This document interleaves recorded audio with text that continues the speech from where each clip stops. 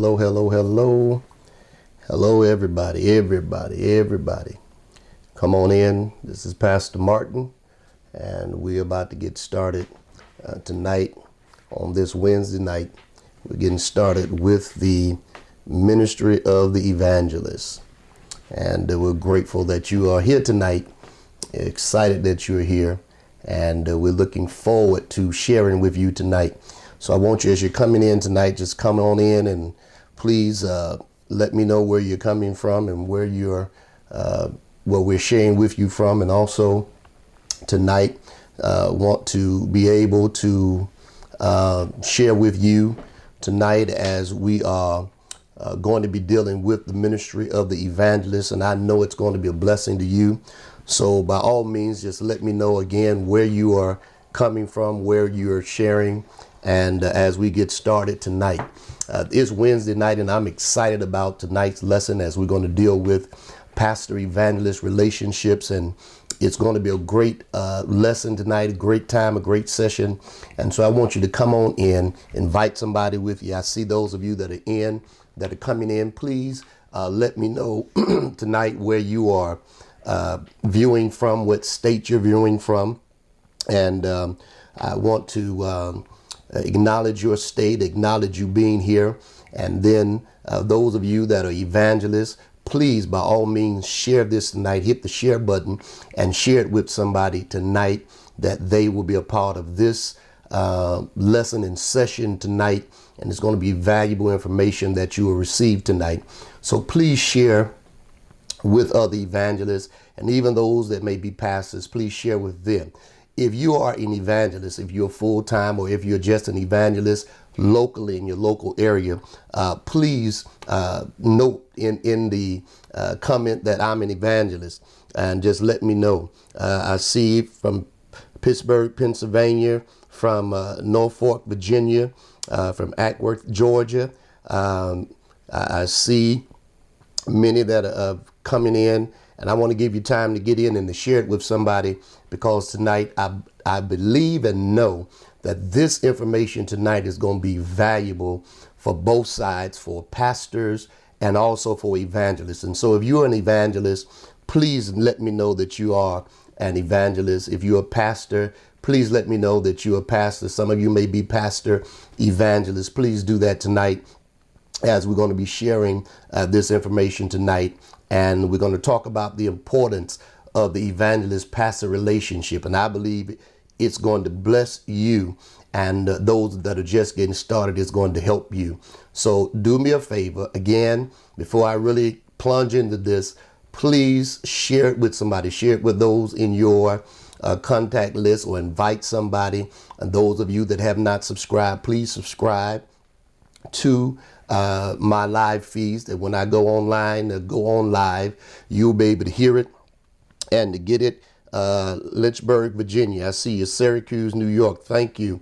I'm an evangelist. I see you. Come on in tonight. I want to share with you, and I believe it's going to bless you really on tonight. I believe it's going to be a very good encouragement to those of you that are watching, those of you that are viewing. And so I want to give you just a minute, and we're going to get into this, I promise you. And it's going to be something that is going to bless you. When I say bless you, it's going to bless you. And you're going to find out tonight that there are those of us that we're not just evangelists, but we also want to be a blessing and help those out that are pastors, because sometimes we have a breakdown in relationships when it comes to the pastor and the evangelist. And so I want to do that tonight. All right. I see many that have come in tonight. Thank you so much. And again, share it with somebody. Subscribe. Now, if there's somebody that has not been on our other sessions, and you may not know who I am. There are many people, some that have seen me, and they're like, I don't know who this guy is, but he's giving out good information. I want to just give you a brief background of me, and then we're going to plunge right in. I started preaching when I was 16 years old, and I started full-time ministry when I was 18 years old as an evangelist. and traveled many years in the evangelist field, on the evangelist field, preaching in churches. And for over 30 some years, I've been an evangelist. And then 20 years, this year I made 20 years as a pastor. So I've been on both sides of the evangelist and the pastor. So I've been on both sides of it, and traveling full time in ministry as an evangelist. And so there have been many that have asked me over the years, Pastor Martin, when are you going to do something to share your experiences and the things that you've went through and faced as an evangelist? And so I want to take the time to do this, and I believe that it'll help you. And I've received emails and text messages and inboxes from many people that have said you blessed us during these times that you shared with us. And so I want to share with you again on tonight. And I want to thank you so much for joining. I'm going to answer questions tonight at the end, because I want to get through the information and the lesson. And by all means, if you've got comments, make them. And if you got questions, put them in. And at the end, I'll scroll back through and listen at the comments. If I say something that that blesses you, or something that you can identify with, by all means, give me some thumbs and some hearts. And those of you that will be watching the rebroadcast, please share it with somebody. If you're watching on the rebroadcast, please feel free to still make comments and to do thumbs up. I'll go back and read it. And in many cases, I go back through and respond to that you've said. And so tonight, we want to get started. Thank you so much. If you can hear me, and I'm sure you can, because I've seen you doing it, but if I'm clear and you can really hear me and see me, just give me a few thumbs up right through here, and we're going to get started, and we're going to get going with the importance of pastor-evangelist relationship. And I know it's going to bless you. So we're starting tonight, and we want to get started tonight and move, and I believe and know it'll bless you. Well, as we start tonight, let's sort of just take a review of what we've done. We've talked about the purpose of the evangelist. We've talked about how to get started.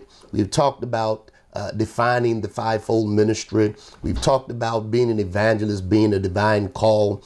We've talked about how do you know you're called. We've talked about development, maturity, and growth. We've talked about the soul winning aspect of being an evangelist, and we talked about what evangelists should do. And last week we talked about the 10 things that evangelists should never do. And I pray that many received that, and so many have contacted me, and I want to thank you for doing that, because I know that it was a blessing to you. So let's go tonight, and we want to get into the lesson tonight and into this. And this information that I'm sharing, it may not apply to everyone, but please take it and move with it. And if you can, just share it with somebody and let it be a blessing. There may be some evangelists that are here that are mentoring people. There may be some that are presidents within the organization of the Church of God in Christ, or either in other reformations. And this can be a blessing to you. And that is the intent and the purpose of me sharing this with you, that it will be a blessing to you and those that are coming behind me and behind others, that when you hit the ground, when your feet hit the ground, you can hit the ground running with an advantage of knowing the things concerning the ministry of the evangelist. Tonight, I'm going to talk to you about the importance of the pastor-evangelist relationships. And I've been full-time, as I've said, for over 38 years as an evangelist, 20 years as a pastor, which means I've seen both sides of this thing. There's some people that have just been evangelists, and then there's some that have just been pastors. They've never evangelized, but I've been on both sides. I've seen evangelistic ministry, evangelism, and been an evangelist full-time, and then a pastor full-time. And so I want to have the opportunity here to share with you, and so we can get a better understanding, and hoping that this will help each one of us as the ministers, pastors, evangelists, to get a better understanding of each other and knowing how we should respond to each other, how we should deal with one another, how we should operate with one another. And I'll share some things with you tonight that I think, again, will be valuable to you and some things that will be very helpful. And so let's get started. Let's go right in because I value your time and I'm not going to hold you long. Number one, we're going to start tonight with the pastor. We're going to start with the pastor tonight in the pastor-evangelist relationships. And understand that when I say a relationship, you may not know the pastor in a personal way, but there should be some interaction between you as an evangelist and a pastor. And I know sometimes you got other people that take care of certain business aspects of what's going on with the ministry and all of that. But there are some things that other people cannot take care of. There's some things that you have to be able to deal with them as far as the pastor and the evangelist relationship, or the communication of the pastor and the evangelist needs to do. And so the first thing I talk about is pastors should know who they are getting. According to 1 Thessalonians 5:12, he said, know them that labor among you. The first thing is the pastor should know who they are getting for revival, who they're getting to come in and speak, who they're getting to come in and preach. You should have somewhat of an idea of who the person you're getting to come and what kind of ministry or what kind of minister they are. Because you see, everyone does not preach the same way. Everyone does not do the same thing. Everyone does not have the same ability when it comes to ministering. So you need to know who you are getting when you, as a pastor, call someone in, because sometimes you'll get a person that's a preacher and they'll preach, whether it's male or female, they're preachers. They can preach. And then you may get someone that their ministry is not what we call the hoop, and they just do teaching. But you've got to know what kind of ministry you're getting. Sometimes you may get one that do both. They may do teaching and preaching, but you need to get them. Then you need to know what type of ministry they really have. So those are things you sort of need to know up front, because understand, and I said this last week, and this is something that all of us need to understand, that everyone's ministry may not fit in a particular church. Just because you are a evangelist or minister does not mean that that ministry would fit into that particular church. And so the pastor has to know what he's getting. There's some churches that I may go to or you may go to that we may not necessarily fit in. Our ministry may not necessarily fit in to that particular ministry. So the pastor should know what kind of minister you're getting, what kind of evangelist you're getting, the preacher, the teacher, whether they do altar calls, whatever they do, you need to know that ahead of time. Pastors, we need to understand that we need to know who we're bringing in to our ministries and whether they fit in our ministries. You need to know if the person that you're bringing in, you need to know if they're married, if they're single, if they're divorced, if they want to be married. You need to know those things because those things are important. You need to know if that person you're bringing in has a family, if he has a wife, if she has a husband, if they're married, or if they're single, if they're not married at all, not connected to anybody. You need to know that. You probably even need to know if they are divorced or whatever. And the reason somebody said, well, why would they need to know that? As a pastor, you need to know that because that way you'll know, when sometimes, and we have to be honest, sometimes you see interacting between the different ones and different things. But if you know the status, then you know how to deal with that. And so it's important that you know those things. You need to be able to find out their status as far as those things. There's some people, there's some churches as pastors, they don't invite people that are not married. They just don't. Some of them, they want to invite, they want to know if you're married, or if you're coming, they want to know, are you coming by yourself? Are you bringing your wife? Or you bringing your husband? And so they need to know those things, and we shouldn't be offended if they ask those things. Next things, pastors, we should know in these dealing with the relationship and communication between the pastors is we should know what church they are a part of. If they are an evangelist, we should know what church they attend, where they go to church, where they attend church. We should know those things. Those things are important, that we should know where they attend church, where they go to church, who is their pastor, who is their leader, whether it's their bishop, or what church do they attend when they're not preaching. That's important to know those particular things. What church do they attend? And so we need to understand that those are things that we must find out. That's a part of what we do in the relationship part of finding out and getting this information, so we will be cognizant of the fact and know and know where they are and what they're doing and who they are connected to. The reason you need to know that is because sometimes people that people are connected to may change your mind or whether you even want them to be a part of your church or come to do a revival. So pastors, you should know who they are connected to. The next thing you should know and want to know, you should know, do they attend services when they're not preaching themselves? Do they go to church? I remember years ago, I was preaching for Bishop Jacob Coins. I was getting ready to preach for him. I was in Miami and getting ready to preach for him on a Sunday morning. And some of the members that knew me, we were friends as far as our families. And so they said to Bishop Coins, Evangelist Martin is in town and we would like to have him to come and speak. And so Bishop Coins said, sure. So I went to speak for Bishop Coins. And when I went to speak for him that Sunday morning, we were up in his office. And I said to Bishop, I just sort of volunteered the information, told him what jurisdiction I was a part of, who was my bishop, and everything. And Bishop Cohen shocked me. He said, yeah, I know. I talked to your bishop already. He said, I called him this week. He said, because I wanted to find out, were you faithful in the jurisdiction? Want to find out, were you faithful at your home church? Do you go to church when you're not preaching? And he gave you all clear. And so that's the reason you're here today and you're going to preach here at Cohen's Temple, is because your bishop said that you support the jurisdiction, you support the things.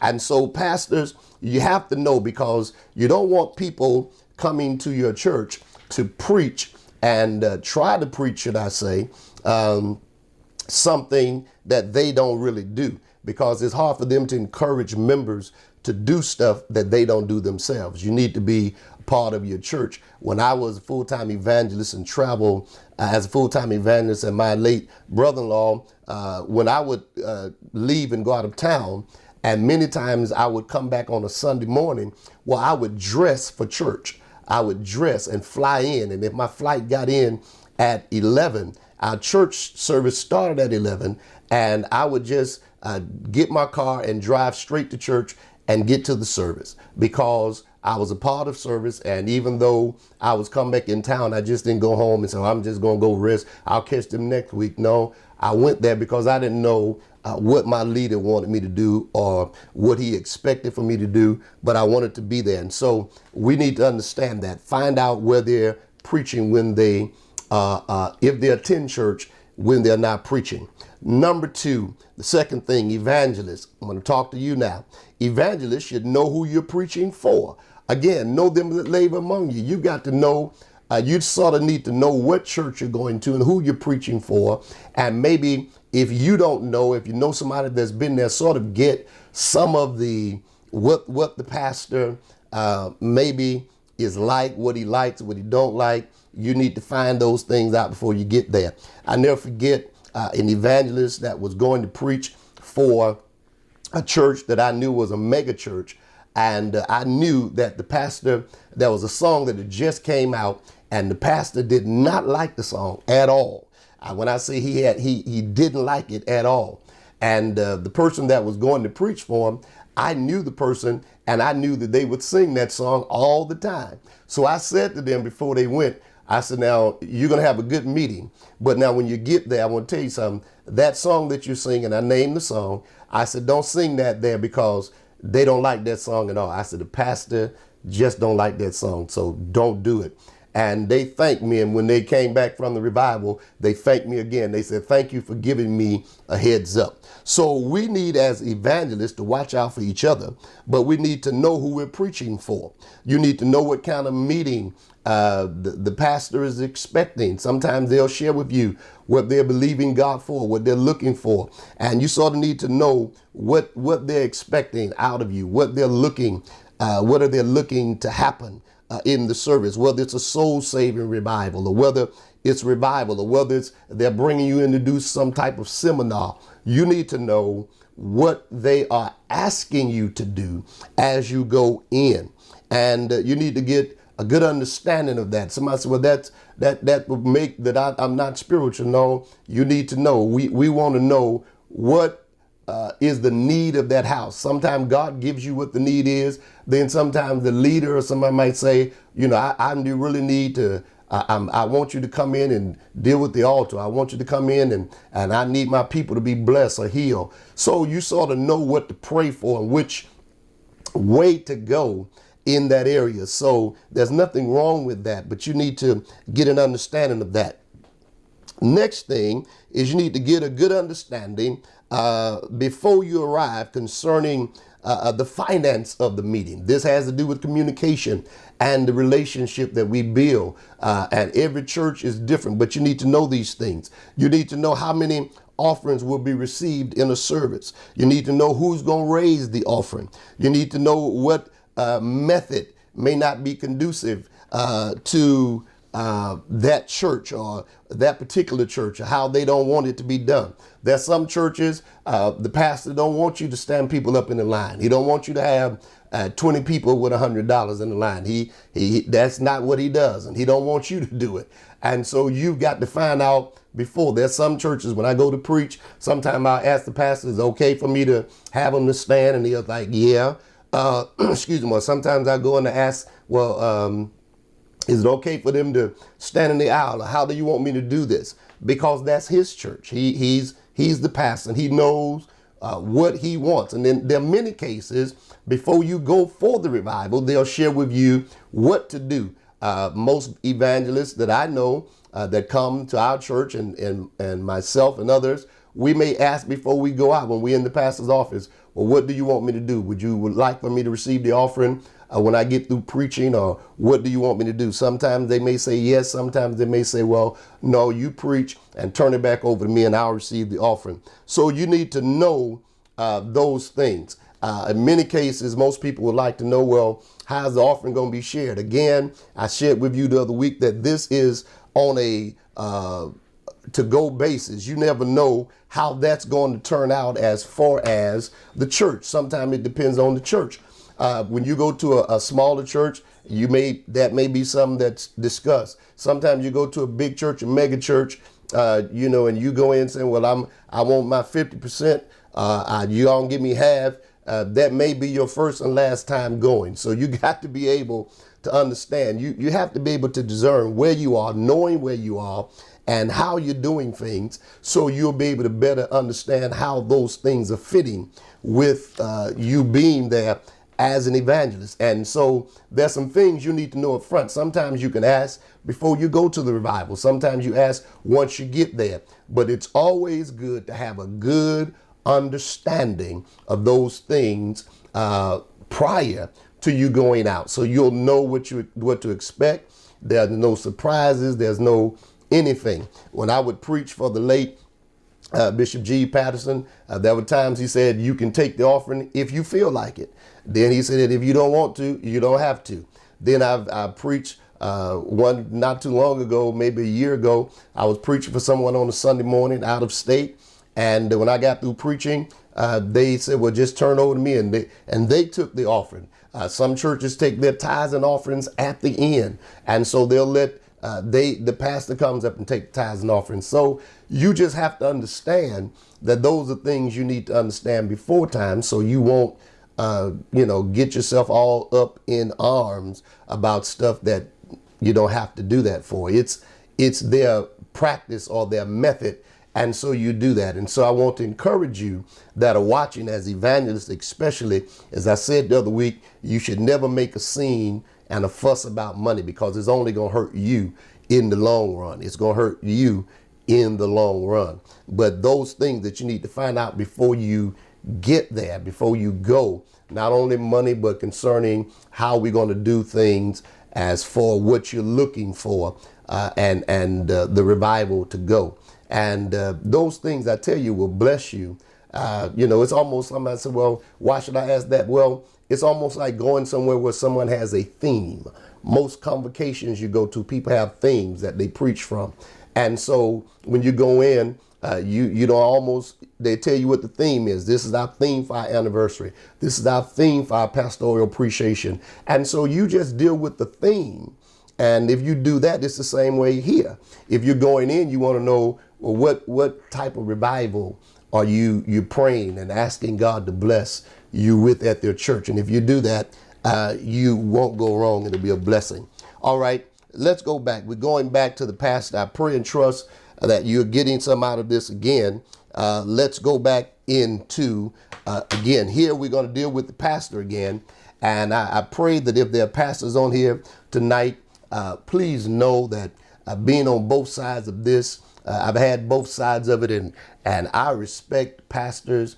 Oh my God, what a awesome task and job we have. And I respect you, sir and ma'am. I respect all of you.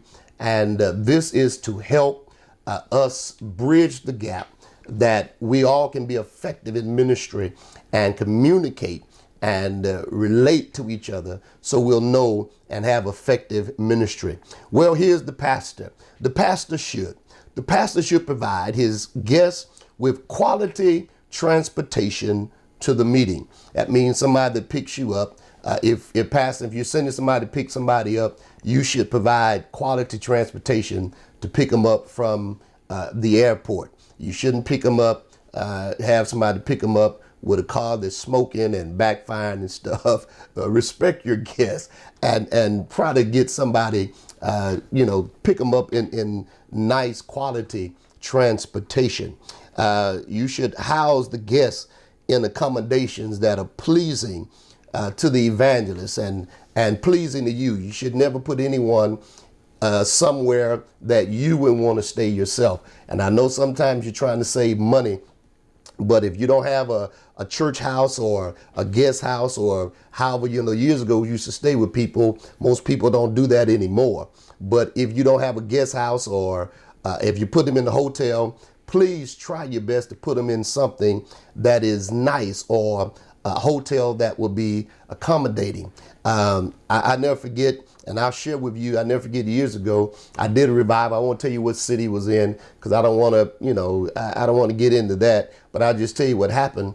And I flew into the city, and the pastor said to me, I need you to meet me at this hotel. Now, he didn't pick me up, and the airport is nowhere near downtown. When I say nowhere near, he said, I want you to take the shuttle to this particular hotel.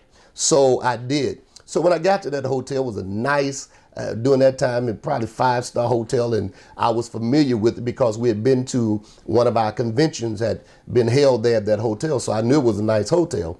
So I'm thinking that's where I'm going to be staying. So the pastor came and he picked me up at the hotel instead of at the airport. So when he picked me up at the hotel, he drove me to where I was going to be staying. Now, let me tell you, he put me in a hotel as an evangelist. He put me in a hotel, but one of those hotels that you come in and out by the hour. And I don't think I have to say anything else, by the hour. And this hotel was made, the bed was a water bed or whatever. And it was just, and you could see people in and out. And then what he didn't do is the next day, every day, I would receive a phone call from the office asking me to come down and to pay for my room. And I had to call the pastor and say, they asked me about paying for the room. So I guess he was paying it by the day. Well, that's what happened. And so, that was an experience. So then I had another experience where I flew to California, and they had told me we're going to put you in this hotel. And they gave me a number and everything saying that this is the hotel you are booked for. Well, when I got to California, now understand, I'm in Atlanta, California, 3,000 miles away. So when I got to California, out in the Bay Area, when I got there, and they took me to the hotel, and they went to the hotel. The lady said, may I help you? And I gave her my name. And she said, well, I can't find a reservation for you. And the person that was from the church, they said, well, they supposed to be staying there. Well, come to find out, they never made the reservation. So they ended up taking me to another hotel where they, again, were not paying for it. So understand, pastors, when we talk about evangelists, then this is in their defense. When you talk about evangelists that are saying, you know, I need a contract and I need you to put me in a 5-star hotel. Sometimes they're doing that because of the experiences that they've had on the field and on the road. Because sometimes people don't put them in hotels. They just sort of sometimes don't even make the reservations, just throw them out there.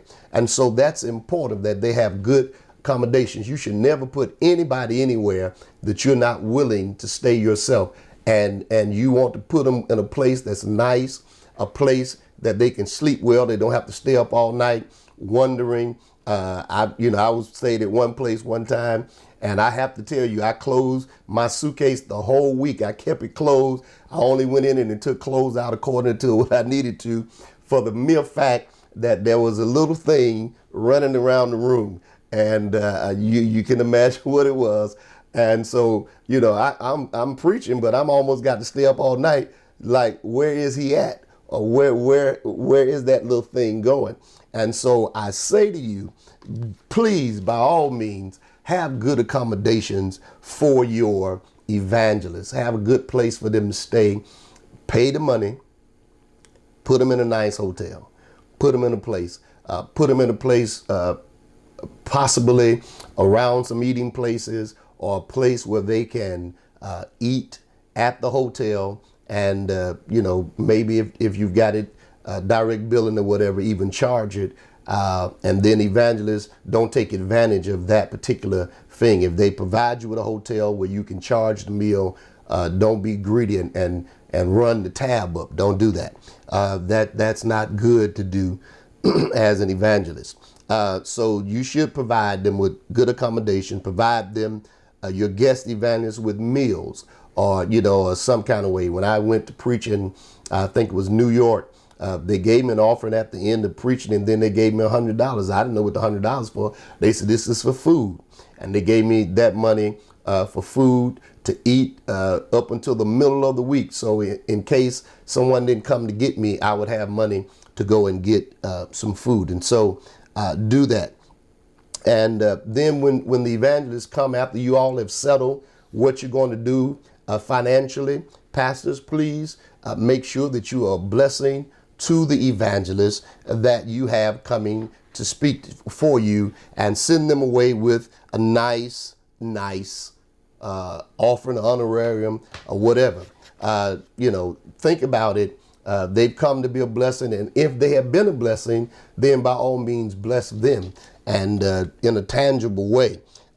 Make sure that you give them something good. If they've, according to the scripture in 1 Corinthians 9 and verse 11, if they've sown unto you spiritual things, they should reap your carnal things. So make sure that they receive an offering. Make sure you give them something, and you know, to be a blessing to them. Now, let me also insert this, because being on both sides of it as an evangelist, if you're going to have an evangelist at your church and your method is by paying with giving them an honorary or whatever with the check, which most people do, by all means, make sure that the check is good. Make sure that what you give them, or give them instructions on what they need to do. Don't have them chasing you down for the money. Don't have them chasing you down for what you have given to them. Don't let them be embarrassed by going to the bank and getting to the bank, and then they saying, well, there's no funds, or this account is closed. I went to preach somewhere, and they gave me a check, and when I went to the bank, the person just looked at me and smiled. They said, sir, please take this back to wherever you got it from. Now, I knew exactly what that meant. And so I had to do that. And you got to understand that that's so embarrassing to be standing there with, with a check in your hand thinking that it's supposed to be going through and it's not going through. So make sure that you've got the money to cover whatever check you're giving, or give them instructions on what they need to do with the check, or even if they need to hold it. Make sure. I always talk about my experiences as an evangelist. Years ago, I was preaching for someone upstate, and while I was preaching for them, at the end of the meeting, they gave me a check to cover my plane fare. And I had a friend of mine, a relative, that was working at a travel agent, so they sort of advanced me my ticket. So when I took the check back, had them to make it out to the company. When I took the check back, they called me and said, this check is no good. It's been bouncing since you got here. And so I put calls into the church and to the pastor, and never got any response. And finally, I ran into him 6 months later at one of the conventions and saw them, and they finally eventually made it good. And so understand that you want to have a good reputation, even as a church, that when you give a check or whatever, that it's good, that it's not a check that people got to chase you down. No one should ever have to chase you down for what you've given them after they have been there to minister. It's unfair. That's why, again, in the defense of some evangelists, you wonder why they have contracts. You wonder why they ask for hotels. You wonder why they ask for a deposit. Some of them tell you, you've got to guarantee me X amount of dollars. Or some of them tell you, I need this money up front before I come. Sometimes the reason they do that is for the reasons I just quoted and I just stated, is because sometimes people will take advantage of you and never make good. And you'll have a check that's no good, and you just running around, and understand that if that is a part of their livelihood as an evangelist, especially if they're full time, then when you do that, then they've got to chase you down. And if it's never good, then that causes a problem on their end. And so then there's a breakdown, and then they have to go to saying, well, I got to send you contracts and I got to do everyone like that, where everybody is not like that. Some people, they're good on their word. They're good on what they give you. But I want pastors to understand that's the reason sometimes they do that, is for the mere fact that they have been burned. All of us have been burned one time or another with a check or with something that was given to us. We're dealing with the hotels or something. And so I want to say to you as a pastor, if you're listening, please do that by all means. Be a blessing, but make sure that everything is covered before they leave. If you give them a check on Friday, tell them to put it in Tuesday or Wednesday, whatever, but just make sure they know, so that won't be an issue. All right, I'm moving right along. I pray you're getting some out of this. The evangelist should. We talked about this the other week. It's worth going over again. You should push the pastor's vision and preach the people to God and the pastor. Sometimes you find out what the pastor's vision is by what you discuss or what you talk about. Sometimes he has a vision concerning buildings or whatever, and you can share during that time in ministering. The Lord may give you how to share that, so you can do that. You should be there to preach and to reach those that are there. You should seek to encourage the members to support their leader and support their pastor. That should be something that you should do. And so when we deal with this relationship, sometimes a breakdown is because we don't understand and we have not talked about it. And then sometimes it's because we have those that are pastors that have never been evangelists. And then you have those that are evangelists that have never been pastors. And sometimes when we don't understand the relationship, it's almost like a person that has never had a child trying to tell you how to raise a child. It's like a person trying to tell you, well, you need to raise your baby this way, and they've never had a baby. Or it's like a person that's never been married trying to tell you how to be married. And so understand that some things, if you haven't experienced them, had an experience with them, then what happens is you get into something that you don't know about. So when you start dealing with, this is why we need to bridge this gap between the pastor and the evangelist, so we won't have this thing separating us and just saying, well, I want you to come in. We need to understand that it is communication that we need to do, relationships we need to have and build. Some places where you go, you'll build a relationship with the pastor and you'll know, and the pastor build a relationship with you. There's sometimes you build relationships, contracts and nothing else. You don't even have to discuss it. All you need is a phone call. Once you built those, I preached several times for our second assistant presiding Bishop Macklin. And I said to you the other week, Bishop Macklin would just pull his calendar out and say, these dates right here, I need you to make them work for me. Well, when he does that, he said, either you can call the office and get your ticket. And there have been times that I just went on and purchased my own ticket. And when I got there, they reimbursed me for the ticket. But there was no need to discuss that because I already knew that it was going to be taken care of. Now, I wouldn't do everybody like that, but I'm just sharing with you, once you build certain relationships, once you understand certain things, then you can do those things and you won't have to worry about it. That's something that you do. I found this out, that it not only works in the church and as an evangelist, as a pastor, but it also works outside. I remember years ago, a young man that was sharing with me, teaching me graphics some 15, 20 years ago. And he had a relationship with a printing company downtown Atlanta. And the people were very nice, but they didn't know me. But when I went in with him, he introduced me to them. Now, he had such a relationship with them that whenever he took his printing in, he never had to give a deposit. He never had to pay anything up front. All he did was took it in and they went to work on it right away. Well, everyone else that did it and all of us that went in to do it, we had to pay a deposit up front. But I kept going in, and the more I went in, I built a relationship with the owners. It was a man and his wife, and I built a relationship with them. And his name was John, her name was Giselle, and they would just call me Dennis. They didn't even call me Rev, they called me Dennis. And we had this relationship.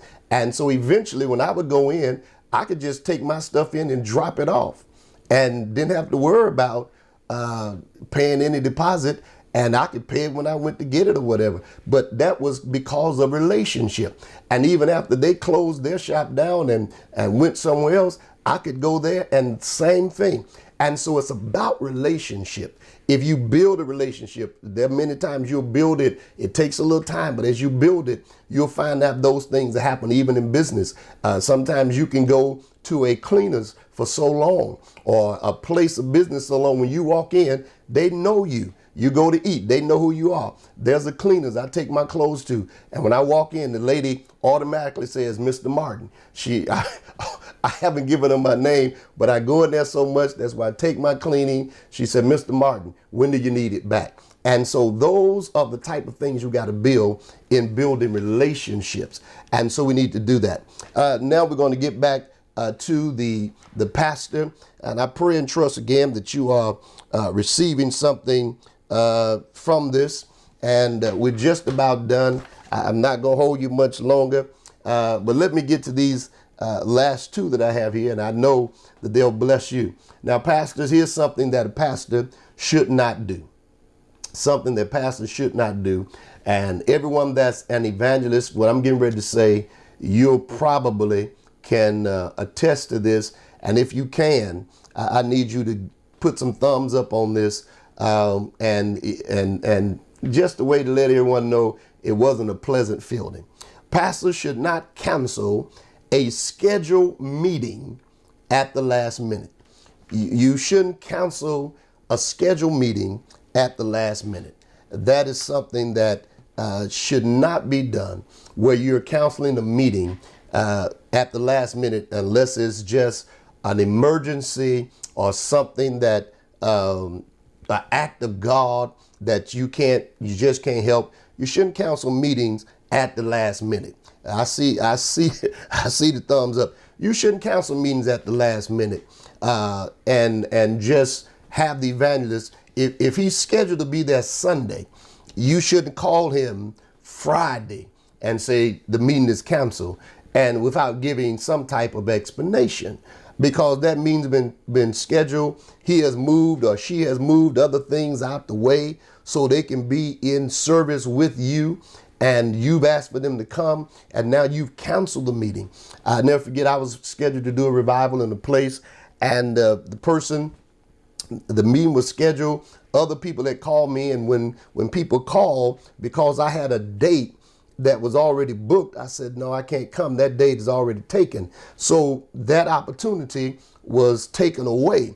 And so then someone called me, the pastor, somebody called me and said, well, we got to cancel the meeting. But they canceled the meeting on Friday when I was scheduled to be there on Sunday. And in some cases, as an evangelist, some evangelists have already purchased their ticket to be there. And the way airlines and things work, sometimes you can't get those tickets, that money back. And so you should not cancel a revival if it's all possible. And if you're going to do that, at least, you can't probably want to send whatever it was, the whole thing, but at least send something to let the person know that in good gesture, I want to bless you still, and send them something to be a blessing to them. But you don't want to counsel people out at the last minute. That is something that I think that most evangelists, that's why we've got into this thing with what they do, is because they've got to protect themselves when it comes to being counseled out. I had one pastor that called me, asked me to come. So I scheduled it. We scheduled to come. And when I called him, could never get in touch with him. He would never return my phone calls. The date came and went. And then I happened to see him in a meeting, in a revival or a convention. And I still spoke to him and kept going. But I just knew I can't do that. I can't deal with people that don't have what I call integrity. There should be a level of accountability and integrity when you're doing that. And you should not just counsel things at the last minute. Now, if you got plenty of time, if it's been 2 or 3 weeks and you said, we're not going to be able to do it, and it's 2 or 3 weeks out, that's different. But at the last minute, without doing something, if you can avoid doing that, please, because remember, that person could have been preaching somewhere else. You should not have people to just come in to raise money for. You can raise money for on the men's day, the women's day, stewardship service, and other things, because sometimes you don't want to put the pressure on the evangelist just to raise money. I shared with you on my first broadcast, I believe, that I was someone from, I believe it was from Texas, called me and said, I want you to come and run a revival for me. And I said, all right. And the next question was the one that I declined the invitation, because they said to me, but I want to know, can you raise money? And I thought that was a very, to me, I wasn't going to put myself under that kind of pressure, even though I can raise it. I wasn't going to put myself under that kind of pressure that I was just coming to raise money. Now, if you would say, are you going to make altar calls? Anybody going to be saved? I would have done that. But just to say, are you going to raise money? I just didn't want to put myself in that kind of position or in that kind of place. And so understand that we've got to know when we're calling people to do stuff, how we're calling them, what we're calling them for.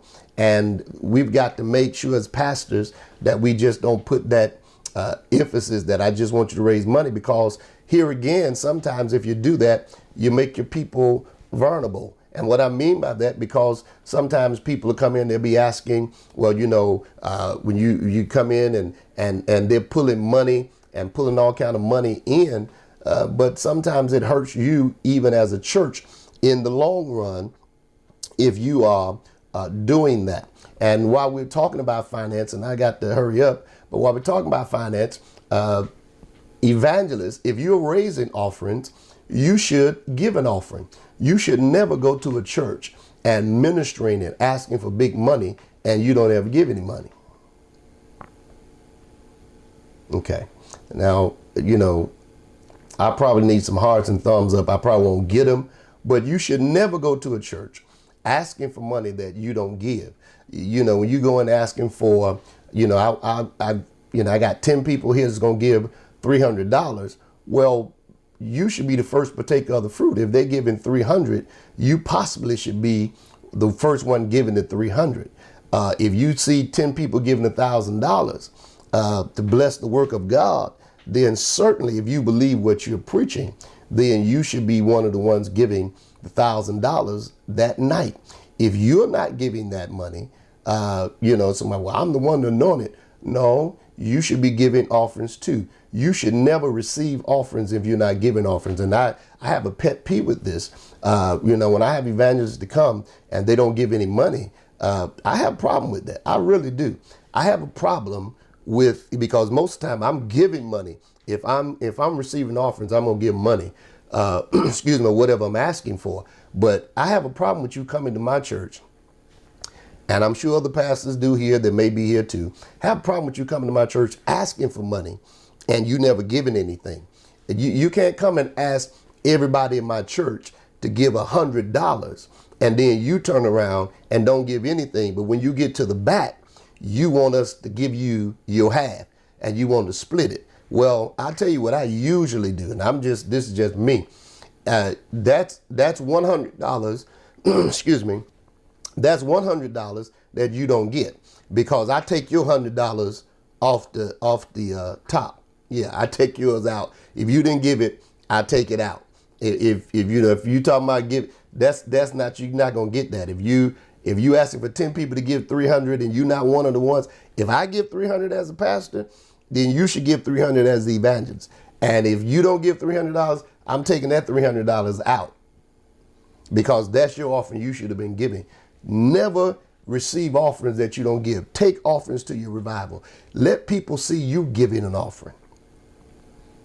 Let people see you giving an offering. Because what you have to understand, again, as an evangelist, and this has to deal with relationships and dealing with money, understand that when you go asking for money as an evangelist, just because you got 15 people in line with an envelope and you thinking they're giving $100, believe you me, everybody in the line is not giving $100 in that envelope. Some people just got an envelope because they want you to prophesy over them or they want you to speak a word over their life, and they'll put $2 in there, and when the people get back and open the envelope, there's $3 in there or there's $5 in there, and you thinking, well, I raised this money tonight. Not necessarily so, because you don't know what's in there. And it's unfortunate that that's how people do, but that's how they do. And so you never know what's inside of that particular envelope. And then if they're writing checks, if they write a bad check, we talked about the church writing a bad check, but let's think about if those that are there write a bad check, because everyone that comes to the revival is not members. What if they write a bad check? Then what happens is you'll find that the church is stuck with that check, whether they've given you cash or whether they're giving you a check. They're stuck with the bad check, and then they've got to recoup that money that somebody wrote that $500 check that knew that account was closed or knew they didn't have that money in the first place. So this is why we've got to be mindful that we have good communication, relationship, bridge the gap, because all of us, there's some areas we need to improve in so we can do better about the things that we're doing. And I pray that this is helping you, because I need you to understand that from both sides, I've seen it from both sides of it, where I went to preach and then I've seen where I have people to come in to preach for me. And there are times that if someone comes to preach and the money doesn't come up to what I think it should, I'll take the hit and give them more than even what they raised, because I've been on the other side of it. So that's an advantage for them. But if I've never been on the other side of it, then, they may be in trouble. And so you have to understand that. So as an evangelist, as a pastor, let's build better relationships. Let's take care of what we call the business aspect of it. We're going to get to the spiritual, but let's take care of the business aspect. Let's take care of the things we got to take care of first on the other side, and deal with each other and understand that we have to be accountable to each other in the things we do. So evangelists, when you go to run a revival, when you take an offering, give an offering. Don't stand up there and don't give an offering. Give an offering. If you asking for 100, you give 100. If you asking for 30, you give 30. If you asking for 50, you give 50. Just don't take an offering and then have a fit about, well, they didn't give me all my money. Oh, hold on. Wait. You can't do that. I've only been to one place in my whole entire 41 years of preaching. One place where at the end of the revival, the pastor says, here's your offering back. And I was like, what? He said, every offering you've given this week, we've kept it. And we want to bless you, plus we want to give you your offering back. Only one place, and that was in Virginia.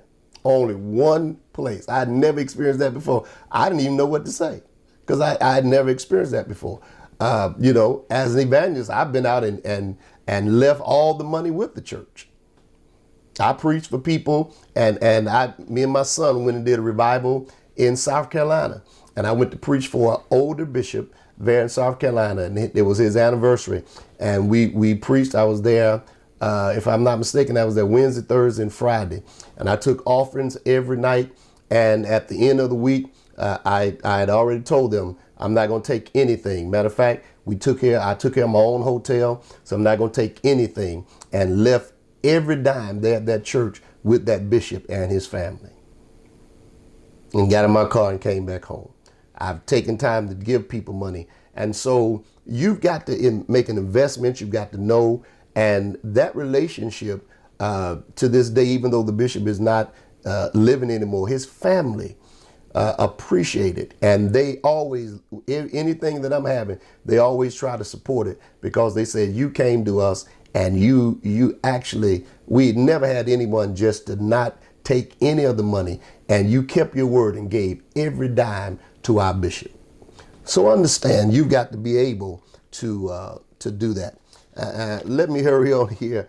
Now, here's something somebody asked me about last week, and I want to get into this one, and then I'll take any questions. I'll read your comments, and before I get out of here. This is for the evangelist. Evangelists shouldn't bug pastors, calling them endlessly for revivals. Oh my God, just calling and calling and calling.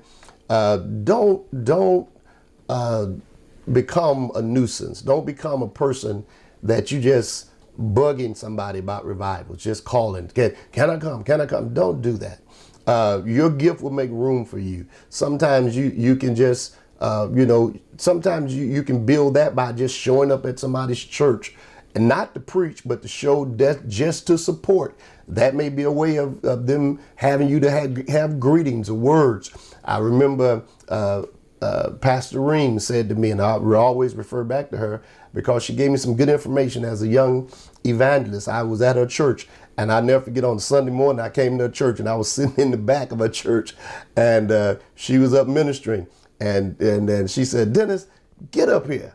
And I was like, oh my Lord, she's embarrassing me. She said, you come up here to the front and sit on this front row. And so I was like, okay. And she said, I made it. When I go places, they know who I am. You ain't made it yet. Don't nobody know who you are. She said, every opportunity that you get, and you go to a church and they have you to have words or something, she said, you get up and you give good words. She said, and doors are open for you if you do that. If you just go to visit and share and stuff. And I found out that is absolutely true. Sometimes you can go a place and they can call you up and say, well, just have greetings. And you can say one or two words, and right away the pastor be like, well, can you come back Tuesday night? Or can you come back tonight? They know what they're hearing. They know what they're listening for. And so you can do that. Sometimes, just keep calling and calling. I've had people to call sometimes and I don't really know them.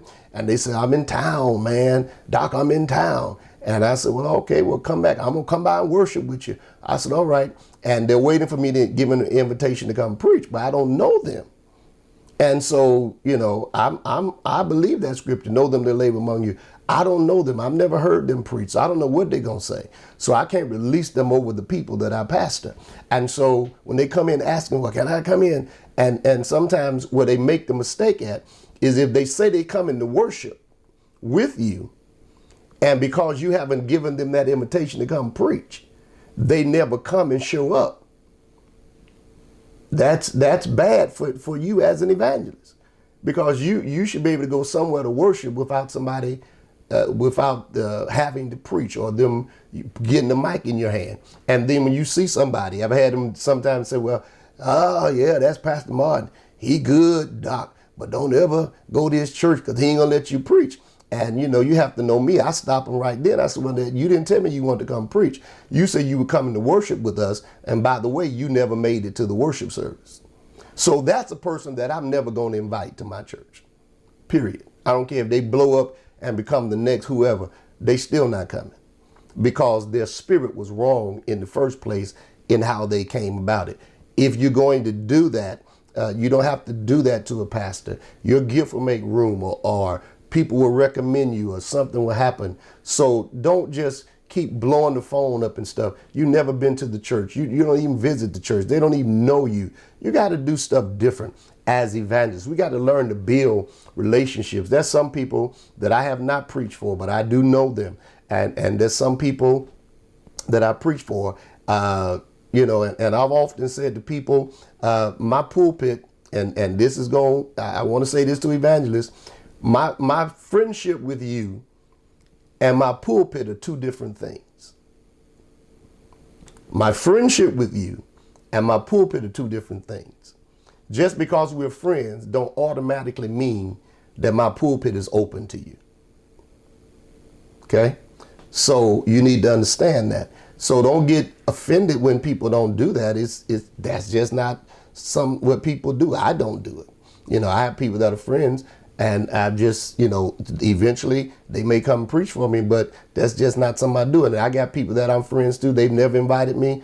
I don't get offended by that. I'm like, hey, it's their pulpit. They know what they're looking for. So you've got to be able to deal with that. So I want to say to you, as an evangelist, let's start looking to build better relationships and communication with pastors, whether it's in our jurisdictions, whether it's when you see people out. Build better relationships, and don't get on social media. We're going to talk about that next week, but don't get on social media and places talking about pastors and downing pastors out, because somewhere down the line it's going to close doors on you. Somewhere down the line you're going to find that it's going to get you in trouble. And even if you've had a bad experience with them, it's not always good to even post it. Sometimes you just got to pray and let the Lord handle it. It's not always good to put everything out there, because sometimes it's going to hurt you. Because here's the problem that you have with that. You may put it out talking about one pastor, but the mere fact that you would put it out there like that and put them on Front Street, whether you call their name or not, a pastor that was thinking about having you to come will feel that if you did that to them, there's a possibility that you may do it to me. And so understand that that's very important, that you don't get that thing mixed up with social media and all the stuff that you're doing. All right, I'm done. I pray and trust. Let me go back through here, and if anybody has any questions for me, please. I'll take a few minutes to answer whatever I can, and to deal with whatever we can tonight, and to help you out as much as we can. If you got any, forgot any pastors on here, I see a couple people. I see Pastor Todd on here, Pastor Lambert, I see you. Yeah, I see a couple people on here. God bless you. Thank you so much for tuning in on tonight. And I pray and trust that you have received something and from this tonight, because it's my endeavor to help you and to help as many as I can, because understand that it's important that we do build these relationships on how we're going to go forward with the things that we're doing. and God will bless us as we do so. Now, those of you that may be watching that are, watching that you're watching the replay even, I want you to make sure that you are, by all means, tuned in and share this with somebody. And as we go, and I want to say again that I've been on both sides of this as far as the pastor and evangelist. So I've seen both sides of it. I've seen it from behind the scene of how it works. And so I want us to make sure that we are our best and that we deal with relationships with our pastors and those that we're dealing with. We need each other, whether you believe it or not. The pastor needs the evangelist needs the pastor. We need one another to do this ministry, to make this thing work, for souls to be saved. Every evangelist, that's why we talked about it earlier, every pastor should know who you're getting, because every evangelist, every pastor, every church is different. Every evangelist is different. Nobody has the same thing going on. And you just got to know who you're getting, who you're pulling into your ministry, and how they're going to help.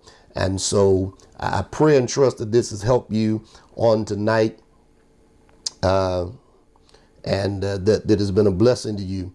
All right, we're getting ready to get out of here.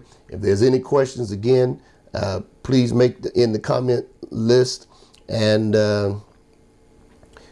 we'll share with you. Yeah, somebody said bad checks. Yeah, been a whole lot. I'm writing. I've got a book coming out on the ministry of the evangelist. We're going to do some DVDs and some other things that you can receive, because I want you to understand that we've been on both sides of this, and it's been some stuff that's been happening on both sides. And so we want to be a blessing to make sure that you understand. Pastors, I want to make sure that at the end of the day, that when people come to your church, that your discernment is good, and you'll know who you're getting, who's coming, who's there to be a blessing to you in your ministry, because that's very important.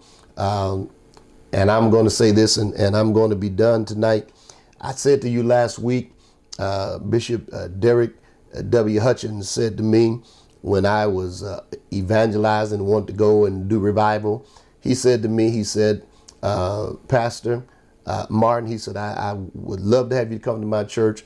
He said, but let me see if your ministry fits in with my church. Well, when he said that, I didn't take offense to it, and I got an opportunity, and my ministry fitted in with his church, and to the point that he would invite me all the time to preach, and I would preach for him. Even when he was out of town, he would invite me as an evangelist to come in and hold his church. Why? Because he needed to find out if what I had to offer, if my ministry and anointing would be a blessing to that particular church. And so I say to you, don't be offended.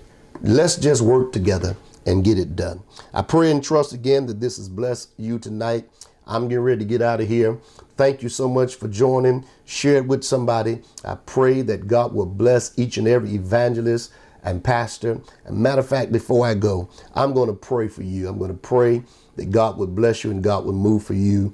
I'm going to pray that God would touch you and that the hand of God would be revealed and great things will happen in your church and in your ministry. I'm going to ask God to do it. Father, we thank you and we praise you and we give you glory and we give you honor for all things. We thank you tonight that even as we're standing and even as we're here sharing with your people from around the country and around the world, I pray that you would touch, God, those that are on the front line as pastors, those that are on the front line as evangelists. I pray that you would touch them and move for them right now.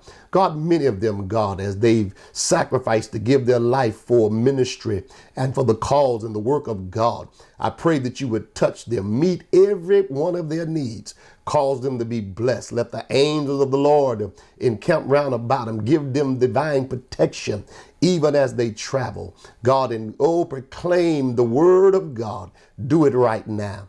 In the name of Jesus, I pray that you would touch pastors, those, God, that are in ministry, those pastors that are trying their best, God, to do what you've called them to do. God, I pray that you would give them and send them even members that understand the vision and understand those things that they're doing. I pray that you touch them right now. God, lift them up. Oh, God, sustain them. Hold them up with your right hand. I pray that you bless their churches. God, give increase and abundance. Meet every need, even financially. Let it be done. We bind the devil. We bind the enemy that would come to cause division between evangelists and pastors. We come against him. We thank you now, God. Oh, God, for bringing us together. For where there's unity, there's strength. And we thank you for the strength of God. And we thank you for it being done. God, we give you glory. And we pray, God, that these next few days and months, oh, God, here we are in October. We pray that November and December would be the greatest times of ministries for revival and for the breakout and the glory of God to fall. Let it be so. God, we pray that even as they come into the new year, God, we pray for new doors, new opportunities. We pray for things that happen in abundance. Let the anointing be great. And God, we give you glory and we give you honor and we give you praise. In Jesus' name we pray. Thank God. Amen. Oh my God, I feel the glory of God. I feel God is going to bless somebody here tonight as you're going. I'm prophesying to you again that these next few months are going to be the best months of your life. And the Lord's going to bless you real good. I want to encourage you, amen, to go to my website, dlmartin.org, and sign up for my email newsletter. Go there, dlmartin.org, and sign up for it. You'll even find a place that you can be a blessing to the ministry and donate if you want to. Please, by all means, do so. I want to thank you again for joining me tonight. Thank you so much for being here. The Lord bless you and the Lord keep you is my prayer.